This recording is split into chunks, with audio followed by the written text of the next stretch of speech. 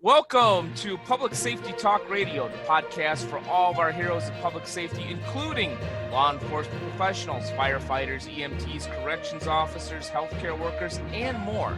The show is produced by the POCUA and is founded upon its Soundness Initiative. This episode is sponsored by the Finest Service Organization, a provider of line of duty death loan protection through many of our POCUA institutions. I am Ken Bader, your host for Public Safety Talk Radio, and yes, I have another great guest. I was just telling my guests how much I love this particular podcast because there's a plethora of great guests. I probably could do like a 50-episode season instead of just 25 or 26. But let me tell you about the guy that I got with us today. His name is Scott Savage. Don't call him Savage Scott. I didn't even say if that was okay, but his name is Scott Savage, and he's the founder of the Savage Training Group for law enforcement. And he's been in law enforcement since 1999, just as important. He's worked in the Bay Area for the Palo Alto Police, the Santa Clara County Sheriffs, and the Santa Clara Police out here in California. Scott, welcome to the show. Thanks for having me. I'm happy to be here. Looking forward to it. Hey, terrific. Hey, most important question, it wasn't on my list of questions. Since you're a police officer in Santa Clara, do you get free 49ers tickets? Well, I not only don't get free tickets, I work those games. So when everyone else is having a great time, I'm working some, distant land of the stadium, dealing with drunks. Oh, terrific. Well, that could be fun too, I guess. Yeah. So you don't get to see anything. You got to DVR it and watch the game later. I've gotten to see a couple of cool things over the years and been to some interesting concerts and stuff like that and got a little close to some of the action. But we actually have some guys that work on the field. Of course, they're facing the stands. They're not facing the game. So I don't know if that's a good assignment or bad. That seems like a little bit of a tease to me. But no, it's a great agency to work for, and blessed to have that opportunity to see kind of behind the scenes of NFL games and major concerts, and I'm pretty happy there. Sure. Well, then, you probably, it's given the play of Jimmy Garoppolo the last year, you probably better looking into the stands instead of on the field. Did I say that out loud? Hey, I'm a Bears fan. What can I say? But let's get to Savage Training Group, because not all of our audience is football fans, but I know that they're fans of first responders. So let's talk about the Savage Training Group, because I know you founded that in 2018. And I'm curious to hear the particular motivation in starting that program. Well, listen, we're trying to raise the bar of law enforcement training. And I think if we lifted the veil a little bit and gave a behind the scenes look at the way law enforcement officers are trained, speaking globally around the nation, I think many people would be very surprised. And I don't think that people would be necessarily impressed. I think they would be maybe disappointed, shocked, confused at the level of training or the lack of training or the lack of quality training available for officers. There's a national debate going on about police training and how police officers operate. And a lot of what you see in the field and the viral videos has some correlation to the way police officers are trained or not trained, right? Yeah. There's a huge disparity across the nation, discrepancy around the nation about how cops are trained, good, bad, or do they go to long academies, short academies? What is the level of training? So as a police officer, as a law enforcement officer in California, I've been involved in training for years and years and years. Yeah. And it occurred to me that I can do this better. And maybe I was blissfully unaware or just thought I was pretty good at this. But sure. After teaching for years, both in service training and for private presenters, I knew that there was a huge void that needed to be filled to present quality training to police officers. Once they're out of the academy, what then? Yeah. So much of what we see in law enforcement training, in my department and every department around the nation, is actually more compliance than it is training. Yeah. Give you an example. Police officers have to qualify with their sidearms, their pistols, right? Sure. That qualification sometimes happens 4 times a year, and other times twice a year. In other places, once a year. Yeah. I don't know about you, but are you good at anything that you do once a year? And what is that? Depends on what that is, Scott. But Well, if I'm yeah. if But what I'm is that training? yeah, They're shooting at paper targets. yeah, They're shooting at paper targets under zero stress. They're incentivized to get 100% on that score, and maybe you'll even get a little expert pin. yeah, Are we incentivizing actual skill? Or are we incentivizing marksmanship, which is a piece of firearms qualifications, but shouldn't be the entirety? So I started looking at all sorts of different training programs, and I was dissatisfied with the way I was trained. As a police officer at my former agency, I was a sergeant. I went to quote sergeant school, and was dissatisfied with that. mhm, And I said, you know what, I can do this better. So I spent a long time researching it, researching business, researching advertising, and researching the content and hiring the best instructors. And I think we've created something very special. It's been very, very successful in the past few years.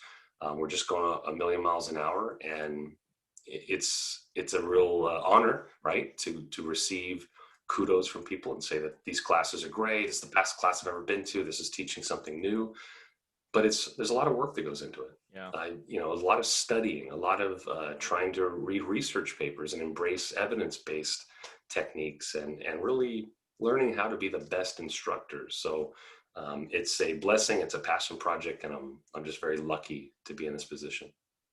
Yeah, yeah. This particular subject is very sincerely intriguing to me.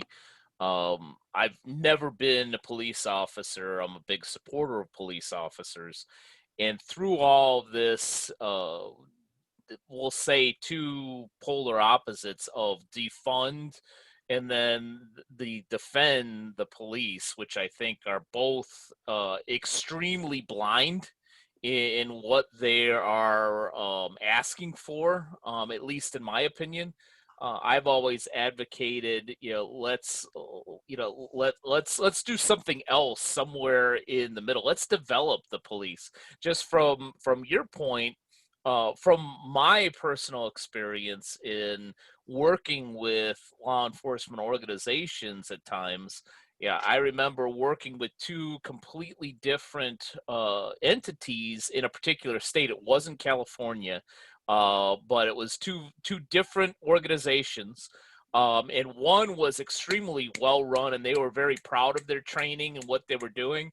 And here, just a few hundred miles away, there was another law enforcement group that you could see that were just behind the times. And the former group actually looked down on this other group, and they're both cops. And I, as a civilian, I'm thinking, all right, one, what's going on here? Two, can't we, if law enforcement organizations can't get along, how can we do that in civilian life? And can't there be some type of a uniform type of instruction throughout the United States? I mean, we are the United States after all. I mean, we put a man on the moon. We can't do this. Yeah, that speaks to the larger point of disparity and the lack of consolidation, right? So I don't know how many police departments there are in the US, but 40, 50,000, Yeah. something along those lines.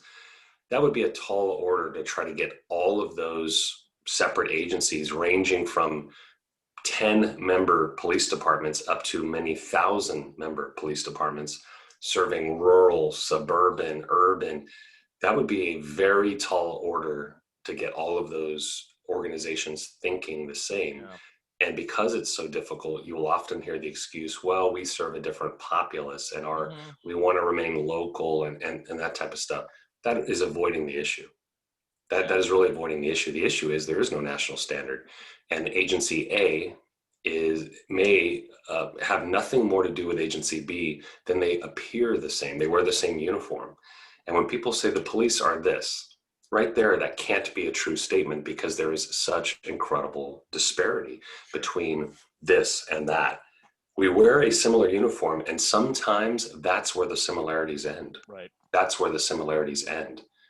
So I think if we, and I'm not sure we as a populace, if we hope to get better and stop with the slogans and the yelling and the argument, and if we hope to, what I love what you just said, develop the police. Mhm. Love that. I just wrote it down. Great. Feel free to use it. Yeah. Love it. No, I'm a lover. If we hope to develop the police into something that is more palatable and more acceptable to the population, then we've got to agree on what that is. Right. Like, what does success look like? And who gets to judge that? Is it me? Is it you, Ken? Is it the people down the street? Is it some national body? Who gets to sit on that body? In other words, who gets to tell us what is good and what is good, and then how will we know when we get there, right? These are the sort of high level questions that need to be asked if we hope to get better. I'm not convinced we do. I'm not convinced as a society that's what we really, really want. Right. Right. Yeah. Again, yeah, I don't blindly support the defend or defund the police. I truly believe that there's something in the middle that's actually better and harder, frankly. And as I say, it's actually on the back of my public safety talk radio shirt that being pro police and pro change aren't mutually exclusive. That I truly believe that any new programs, any training that's going to first and foremost allow our officers to get home safely to their family, I'm all for that. And maybe that's where the change needs to start. I don't know. But I know in your training specifically, the first goal is to prevent tragedies, is to save lives. And I'm sure that starts with the officers and also the folks that the officers are serving. Is that correct? Tell us a little bit more about that. Yeah, listen, my grandfather was a police officer, was killed in the line of duty. I understand, have a very real gut feeling about what that is to lose a family member. Although a man I never met, but his legacy carries on in our family. And so it is near and dear to my heart that not only I want to be safe, I want my friends and colleagues to be safe, but I honestly understand what happens when a police officer is killed. It's horrible. But I want to protect cops, but there's the other people that I want to protect. As a matter of fact, Sure. it's the reason I became a police officer. Is I want to protect people. I want to help people as sort of, Pollyanna as that may sound. Yeah. But just wanting to do something doesn't cut the mustard. I just want to help people. Well, that doesn't do anything. You've really got to get very granular. And one of the major things that our industry deals with is, how do we deal with the mentally ill in crisis? Yeah. Oftentimes, the mentally ill in crisis are doing something that appears animated, that appears that perhaps is dangerous. Maybe they're a danger to self or others, but they haven't committed a crime. Mm-hmm. And who is it that gets called to deal with the mentally ill? It's the police, right? And oftentimes we'll get on scene and the family member will say, you got to help my family member. He's mentally ill. He's not taking his medications. He's doing X, Y, and Z. Well, do you want him arrested? No, God, no. We want you to take him to the hospital. But interestingly, it's the police who are on scene, because what's the public safety agency that would help people and take them to the hospital? Well, gee, that sounds like the fire department or the paramedics. And here we look down and we're the police and we're on scene. Yeah. With all the limitations that our career field comes with. We're just the police. We're not clinicians of mental health, professions. And even if we were, what could we do with that information? If we all had advanced degrees in, and could diagnose this mentally ill person, and would that do anything for us in the heat of the moment, where that person is decompensating, is off their meds, they're swinging a bat around in a crowded downtown area? What would that academic information do for us? Mm-hmm. If we brought a clinical responder and said, he's right there. There you go, doc. He's right there. The problem is they're going to ask us to make it safe first. Yeah. Get them in custody, and then they'll do whatever treatment they have. Well, that defeats the purpose. So one of the things we really started looking at is, what do we do? What do we do with the mentally ill in crisis? And furthermore, what if they are barricaded in their house and they've got a gun? Yeah. They want to harm themselves, or maybe they fired off a round and we've got this standoff going on. I can tell you what would happen in years past. We would get on scene.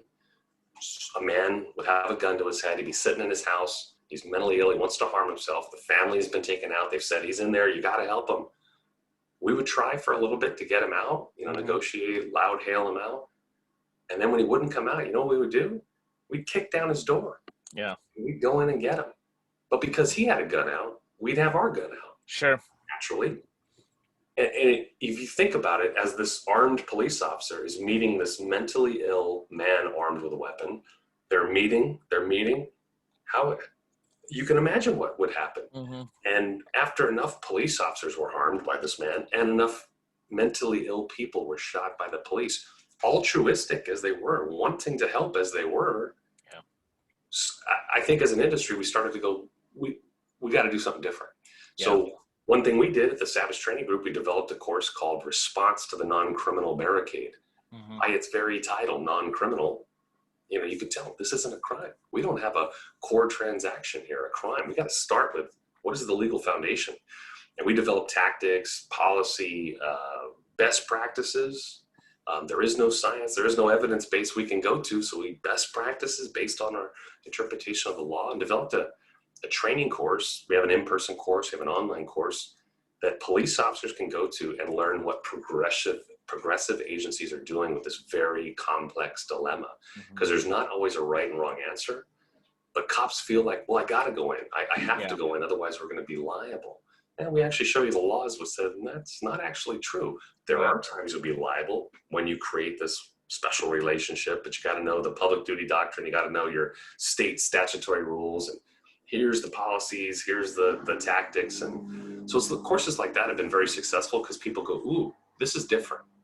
This is well-researched. This is modern. This is progressive. This is going to help us all be a little safer, because sometimes the best thing we can do for that man I'm describing, that non-criminal barricade, sometimes the best thing we can do as the police is to leave. Yep. Will it solve the problem? Not necessarily, but what it won't do is kill him.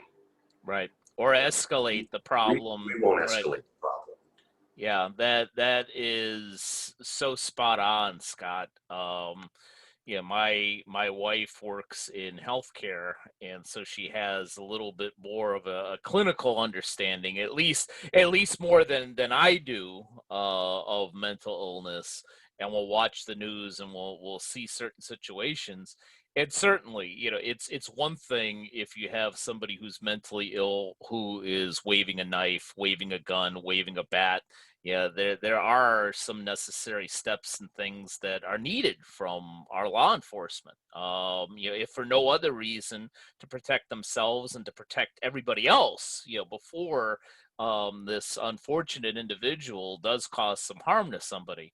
But there's been studies out there, and I agree with this. I think that we put police officers in harm's way that is unnecessary. As I said, it's one thing somebody's waving around a knife.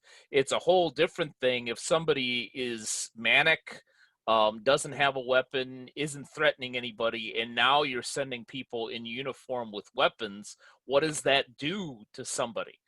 Where in those cases, it's possible that somebody that has that type of training, maybe with police backup, but has that type of training that can actually de-escalate the situation, may be a better fit than one of our law enforcement professionals. Yeah, it's a tall order to ask any other human to try to control the behavior of another human. And I'm of the mindset that none of us truly possess the power to de-escalate another human being. Sure. We can offer de-escalation, right? We can say, listen, we would love to de-escalate with you, but it actually requires involvement from that other party. It's going to require that person you're describing with the bat to put the bat down and to cooperate with what the officers are saying. Turn around, put your hands behind your back, whatever it is. And that's one of the missing pieces and the realistic piece of de-escalation that unfortunately members of the public don't get exposed to. They've never been in the situation of this highly tense, volatile, rapidly changing circumstance of trying to deal with a person while also under threat. right? Because the minute you feel that you're under threat and someone's got a weapon, they're like, I'm going to kill you. Well, you're under, that's definitely a threat. The minute you feel that type of feeling, it changes the dynamic for people. And until you've been in that situation a number of times, it can be challenging to understand the nuances, right? Because we can say, well, they should just do this and just do that. Yeah, that's a little bit easier said than done. When you're dealing with human conflict, it's much more complex, much more gray and challenging. But now a word from our sponsor, the Police Officers Credit Union Association. The POCUA can suggest a credit union that serves public safety professionals in practically every state in the country. One state we definitely have covered is California. The Police Credit Union serves all law enforcement personnel and their civilian coworkers, including volunteers within California employed by any municipal, county, state, or federal agency or special district. They also serve firefighters, EMTs, and court employees in 9 counties within the state. The Police Credit Union has proudly been serving first responders since 1953. For more information about the Police Credit Union, go to thepolicecu.org or call 800-222-1391. To find an institution to serve you in any of the other 49 states, go to policecreditunions.com. And always remember, if you aren't banking with a POCUA credit union, you're just working with an institution that just so happens to serve public safety professionals. And you deserve better. One of the most exciting things that I'm seeing, that I'm super excited about, is our local paramedics here in Northern California and also in other agencies around the U.S. I'm starting to see this. Our local paramedics are now being allowed through their standing orders by their local EMS authorities to use medications like Haldol, sedatives, to go up and chemically restrain an individual, right? Yeah. This is a game changer. Now, this is going to be a game changer. I don't know exactly how it works. I have never had the pleasure of dealing with a situation like that. But you're not trying Haldol, Scott? Well, not trying to give people Haldol. I thought, maybe recreationally, but no, anyhow, continue. No, I'm good. I'll stick with the tequila. Yeah. But before I was a cop, I was a paramedic, and that was back in the late '90s, and we didn't have that. That wasn't part of our our medications we carried. But locally here where I work in Northern California, the medics are now going to be allowed to chemically restrain people, and so I'm interested to see how that works. I think I'm gaming this out in my head that when we have a person who cannot be controlled, whom we offer de-escalation and they do not accept the offer, or for safety reasons, right? We don't have good containment, control, or communication with this person. We have to take action, or we choose to take action. I envision us maybe using less lethal weaponry against him, not temporarily incapacitating him enough to get him cuffed up, and then have a medic come in and chemically restrain this person, a quick shot of a medication that's going to really do kind of what we've been all trying to do, and us not having to hold this person down or tie them up in a restraint device that maybe can restrict breathing if they're already suffering from medical issues. So I'm excited about that. I think that's a step in the right direction. Don't know everything about it, but I see that. And I see other things on the horizon that are giving me hope. I know that sometimes as a police officer in 2021, you're not feeling a lot of hope, but I'm seeing a few things on the horizon that are giving me hope. Yeah, I appreciate hearing that. It gives me some hope. I've had plenty of conversations. You feel for the mentally ill, but then there's also the aspect of, all right, it's the mentally ill individual certainly has rights, but what about the rights of everybody just trying to go to work? And so they have a right to not be confronted by the mentally ill too. But before going down that rabbit hole again, let's go back to the training. Because I'm very intrigued. What makes your training so different? What brings what you're teaching to more of the modern era of policing? Well, I think the reason that our students tell us that they enjoy the training that they go to is because it is well researched. It is actually engaging, not just saying it's engaging. It's meaningful to them. And it is presented in a way that helps embed information into long-term memory, right? It's not Mm-hmm. just a short-term thing. Hey, this is the answer. Guys go, okay, got it, and then they walk out. It's not the death by PowerPoint training that cops are used to. Yeah. And and what is it about PowerPoint that they don't like? Do they have something against Microsoft? Well, no. It's because a lot of law enforcement training is nothing more than some cop who got voluntold to do the Yeah. training creates 100-slide PowerPoint, and damn it, he's going to go through every slide. He's going Yeah. to read those slides to you, and nothing is. Point by point, word Oh, for word. it's like a slow, painful death. And Ken, the minute you sat in a class like that, you tune out Hmm. because you go, this is not a lot of work went into this. Yeah. It seems like the instructor doesn't really care. Why would I as a student care? I think what goes off in my head is, you know what? Can you print those out? Because I can read the freaking slides Yeah. myself while at the bar. Yeah. And is reading and listening, are those high forms of learning? No, it's very little learning. So we've really embraced the modern science of learning, and we try to use, fancy instructor words like interleaving and spaced retrieval and desirable difficulties and all this stuff that the research is out there. There's a body of research. There's entire careers made of course, instructing and how people learn. And we've done the heavy lifting and the work and embraced all that stuff. And then we try to present things in a way that is a little bit more fun, a little bit more engaging. One of the behemoths we took on is in California here is FTO training, field training officer training. So guys get out of the academy, they get sent to an FTO, field training officer. Well, we teach the FTOs how to be FTOs. And that class had a horrible reputation in California. And I know because I went to some. Yeah. And so we took that on and we just redesigned it from the ground up. And the first thing we said is, let's not use any PowerPoint in a 5-day class. This will blow people's minds, right? Instead, let's teach. And let's teach other people how to teach. Let's teach the FTOs how to be great instructors, right? And it's just been tremendously successful. And I think what just makes us different is it's very intentional, very modern, very well-researched, with a goal in mind. And we're always asking ourselves, did learning occur? Yeah. And if learning did occur, are they going to be able to retrieve and recall this information when it really matters a year from now, in the middle of the night, during some crisis, right? And we think we're onto something. We think we're successful, and it's really through the hard work of all of our instructors and the course designers and all the researchers that are out there that we pull from. We pull from whoever will talk to us.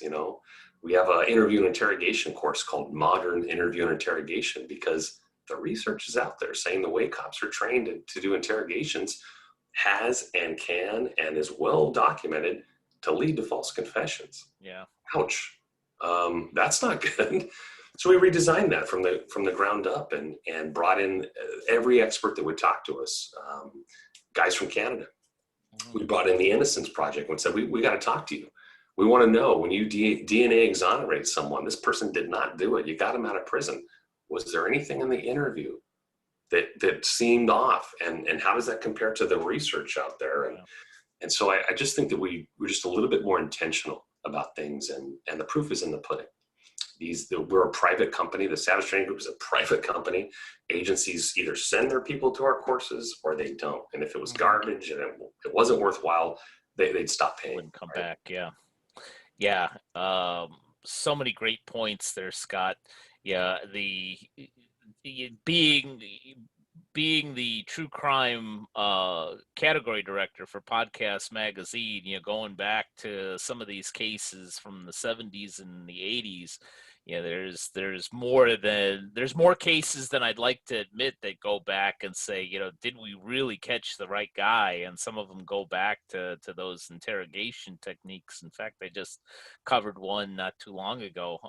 But probably the most important question that I'll ever ask you is how much money did you save by not having to, on ink and paper, by not having to print out all of those slides in PowerPoint by not using we, it?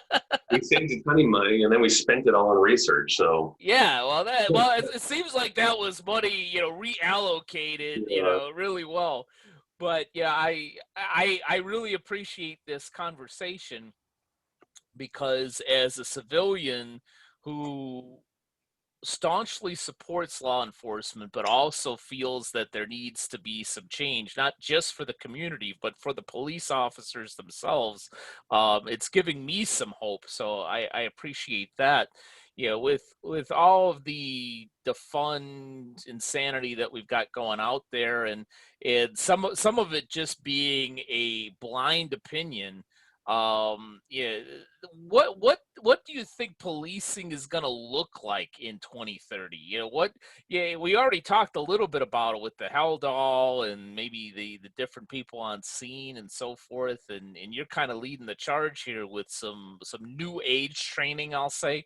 What might the police force of 2030 look like? there's a lot of smart folks working on this. There's a lot of equally minded folks that are trying to kind of, like you said, develop the police. I love it. Ken Bader said it here. I actually did a whole episode on it in season 1, but Love it. you can go back and look at it. But anyhow, I love continue. it. And I think for those among us who are wanting to be intentional about this and who are interested in law enforcement being the most high performing law enforcement officers they can be, I think that there's several things that we can do. And if we're just going to say, hey, that defund the police, that's not right, and it shouldn't be, and we're not going to present a plan back, don't think that's going to help us, because our industry is going to change one way or the other, either with our participation as the practitioners, right? The folks doing it. I am a working police officer. I do this. Right. Either with our participation or not. I read the tea leaves and think things are changing, right? Right. And so we need to be involved in that conversation. But to just fight the defund, thing and say, well, that's nonsense. That's not a plan. Just arguing. If I were going to put forth an idea, a plan, a framework, it would involve a few different steps. First, I would say would be to clarify our role as police officers. Let's become crystal clear on what we as a society believe the role of police officers should be. Example, should police officers be generalists in the sense that they are going to handle everything? Mental illness, drugs, homeless issues, human trafficking. They are, when the dog catcher is not on in the middle of the night, they right? When a water main breaks in the middle of the street, they send the cops, go check it out, see if we need to call the public works folks out, and the list goes on and on. This is my 21st year as a police officer. Every single year, they add on an additional thing that I am to have expertise in, right? 2001, it was terrorism. Then it became, after the Mumbai attacks, MACTAC. Now we're going to deal with multiple armed assailants. Human trafficking, recognizing that. And the list, it just goes on and on and on. What happens when we ask someone to be an expert at everything? They become an expert at nothing, right? Yeah. There is huge research into why being a generalist can sometimes be better than being a specialist in certain circumstances. But in the patrol world, right, the uniformed patrol world, we need police officers to be good at maybe about 10 different things. Dealing with armed suspects, dealing with resisting suspects, basic investigations, and just let's get crystal clear on what the role is and stop saying the police are the answer to everything. We're not the world's problem solvers. We don't possess the power to solve all problems. Let's, stop pretending. I completely agree with you. I think that just as an outsider, that police officers are asked to do way too many things. It seems like it's the catch-all for city workers, and that's the last thing that it should be. If there's a homeless person, at the end of my block, certainly I want somebody to come out as a taxpayer paying for services in my city, but it doesn't necessarily need to be the cops. If somebody's breaking into my back window while I'm sitting with my firearm on the phone with 911, I want the police to come. Me too. Yeah. And isn't that's the funny thing is this, sometimes cops talk about, well, it's us, and then there's the civilians, and then this kind of stuff. But it's like, last time I checked, though, we all have houses, and when I call my local cops, I have expectations of them, right? So I want them to be really well trained. But I think that's the first thing, is to clarify our roles as a society. I think that the next thing would be to embrace technology.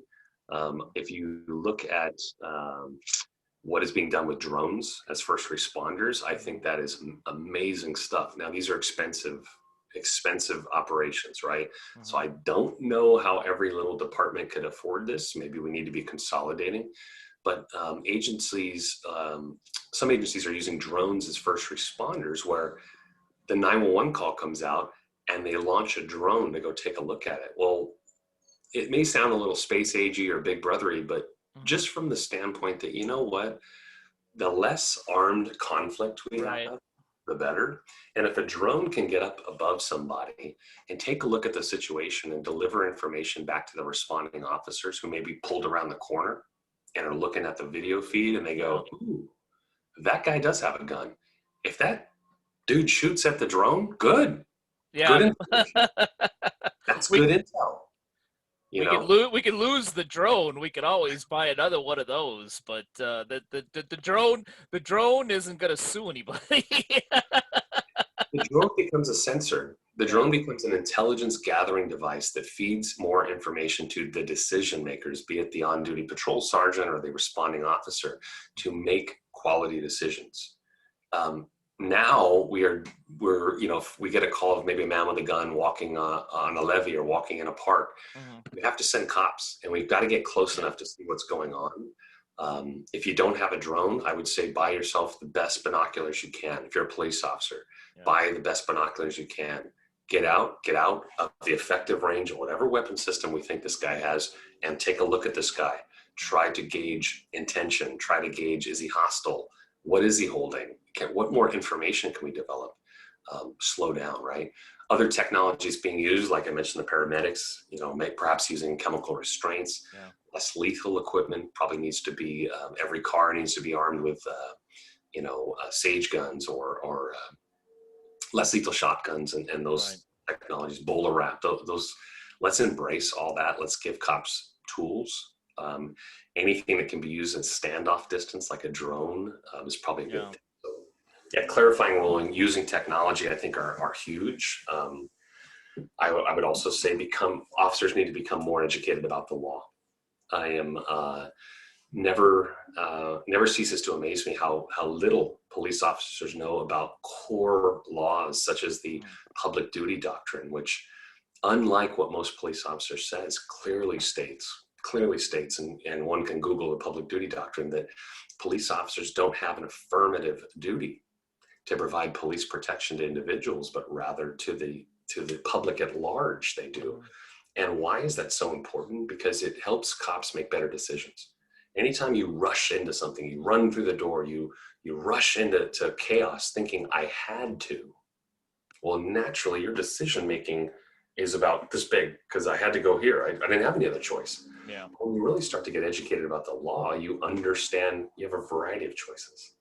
And I might go get that guy, but I'm going to wait till I get back up here.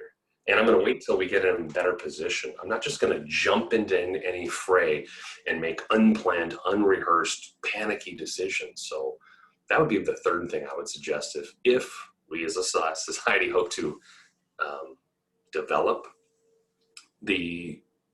Maybe the last one or two I would say is, let's embrace science and all that it has to offer, what it tells us about interrogations, what the research tells us about human behavior. Let's embrace all of the other domains that are out there. Why do we in the police think we're just so special, right? Because there's actually very little research and evidence-based practices in police work, but let's embrace what's out there, with sports, with medicine, with the military, with whoever's willing to help us do this job. And then lastly, let's improve, or to use your words, develop training. Let's raise the bar on training. It's not good enough to shoot at paper targets twice a year. It's not good enough to have cops just stare at PowerPoint screens and call that training. It's just not good enough. This job is the most complex job around. It's the hardest to get right, and the consequences for getting it wrong are unforgivable. So I think a plan like that is something a little bit more elegant than saying just, I don't like the defund police. Yeah. You know? So that's my 2 cents. And there's a lot of other smart folks out there that have great ideas on how to move our industry forward. Sure. Yeah. I think of when I think of the defund, and I think of some of the issues out there and some of the anger for incidents that have happened, whether they're right or wrong. I'm not going to go into it in this episode, but what I think of is what are some of the things that have happened before that incident, where police officers have PTSD, they have problems in their marriage, they have problems with finances, they have other issues before they've even put on the uniform that day. So you're already having somebody that may not be at his or her best going on the job. I think that somewhere where the answer is training, is that development, is that let's take care of the officer before he or she puts on the uniform, so that maybe, as you alluded to in the situation of maybe I shouldn't be running in there just yet.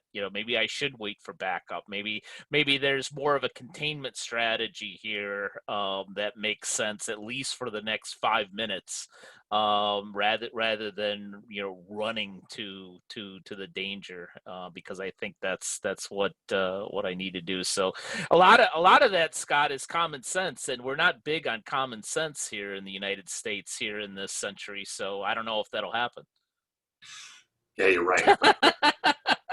It's in short supply, right? Yeah. And it only stands to reason that we police officers, what is being criticized, if you break down the essence of what's being criticized in this national narrative about police operations, what is being criticized is decision making. It's simply decision making, choosing to do this or do that, choosing to strike this person, to shoot this person, to chase this or not, right? And so we want police officers to be expert decision makers. No other career field suffers this type of hyper being under a microscope. For instance, firefighters deal with burning buildings, burning homes. Is there anyone inspecting each individual firefighter's performance to see, could you have saved that room of the house that burned down? Could you have gotten there just a little quicker? Could you have operated the hose in a different pattern, the hose pattern, to put out the fire just on this little area, not that area, and that would have saved the roof, which would have led to here. Yeah. We think you did this because you didn't like that house. We think you because you were angry. Yeah. We think you did this because there was malice there, and we went back to your training and showed you were trained better. So we're going to hold you now criminally liable for arson or vandalism against that house, or not extinguishing a fire quick enough, right? That seems asinine what I'm describing, but that's very similar to how we look at police operations, right? Yeah. And so we want cops to be expert decision makers. How do we get there? Well, there's a lot of great training out there, but to your point, emotional intelligence, and inner calmness, right?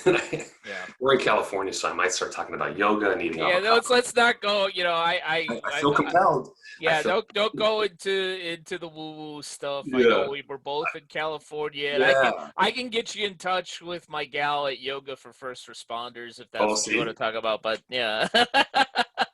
But I think, in all seriousness, I think, there's obviously something to getting enough sleep, which and I want to call out police administrators across the nation. This is dangerous, but I want to call them out, and I just want to give them a quick challenge for any of them who are listening. We're like, how dare you call me out? If you're a police leader of some kind, you're a chief, you're whatever, do you value your officers getting sleep?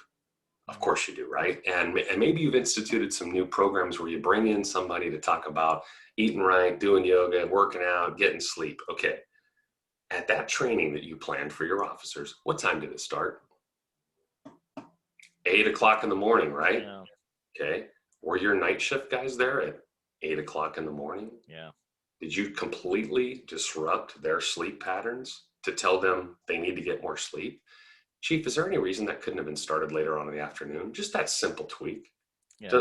Could all shifts, because remember, 24 hours a day, there's cops out there, and the vampire guys that are working at night, that's not helping them to say, come on in at 8 o'clock. Yeah. Let's start that a little bit less. Now, that's a real meaningful thing that you can do today. Start your training at a later hour to accommodate the sleep cycles of everyone, not just the folks that work day shift. That would be a real thing. But I don't think a lot of agencies want to do it. It costs more money because you're going to get into that night differential. Yeah. It's not as easy. Oh, the day shift guys don't. That's something you can do, and I challenge you to do it. Don't just talk about how police officers need more sleep. Let's do something that's meaningful. Let's help them get the sleep that they need. Or for the vampire guys, tell them they don't have to come to the training. You'll just print out the PowerPoint slides. Well, such a great conversation. I love all those ideas. I think my favorite is the drone idea. Maybe we can, there's all these tech guys. Maybe Elon Musk or somebody can create a drone with some kind of Haldol dart, or you could just shoot it right from above, and it'll save so many problems. What could go wrong? Yeah, exactly. A machine throwing darts. Yeah, that's perfect. But most important question probably is, where can our audience find you, Scott? Where can they find the Savage Training Group and all the things that you offer? Go to savagetraininggroup.com. There's definitely some free PDFs, free downloads, and tons of videos you can watch and learn a little bit about what we're doing. We're based here in San Jose, California, which is in Northern California, but we've been lucky enough to be invited to now start presenting in other states, and we're super excited about that. So if you're a police agency and you're looking for something a little bit more modern, a little bit more intentional with the training, some cutting edge stuff, why don't you have us come to your agency? You can also look at, there's some online training we have. And I know online training stinks, I get it. But we did our best to make it look cool and film it and put music in it and try to jazz it up. But a couple of our most popular courses, we gave an online option in there so that folks can watch it in the middle of midnight shift. And if you'd like to learn, just connect with me. I spend most of my time on social media and LinkedIn. I think that's a little bit more professional maybe than some of the other ones out there. So that's where you can connect with me personally, or savagetraininggroup.com to learn about kind of what we're doing here. And thank you so much for having me. And this has been a blast. And I think we solved the world's problems in a half hour. Yeah, it was all my pleasure. It was so insightful. I love a lot of the ideas, many of which, as a civilian that supports law enforcement, I've heard for the first time, and I'm really pleased to see that we're making some progress there. And I'm going to go out on a limb and say that when our audience looks you up and looks at this training, that there won't be one PowerPoint slide that they can grab from that. That's true. Perfect. Scott, thank you so much for spending the time with us today. Thank you for watching or listening to this episode of Public Safety Talk Radio, and we will be back with you next week with another great guest. Public Safety Talk Radio is produced by the POCUA. POCUA is a consortium of financial institutions serving law enforcement as well as other first responders and public safety professionals.